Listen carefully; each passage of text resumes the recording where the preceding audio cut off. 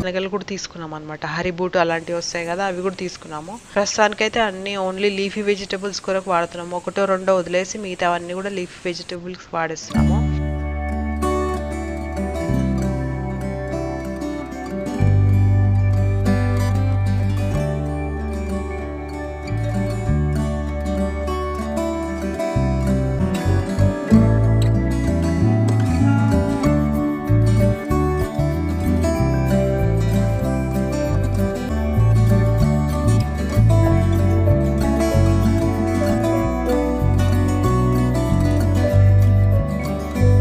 మంచి హార్వెస్ట్ వచ్చింది. ఇదంతా హార్వెస్ట్ చేసిన తర్వాత ఈ ఆకులు చూడండి ఇంత వచ్చాయి అనమాట.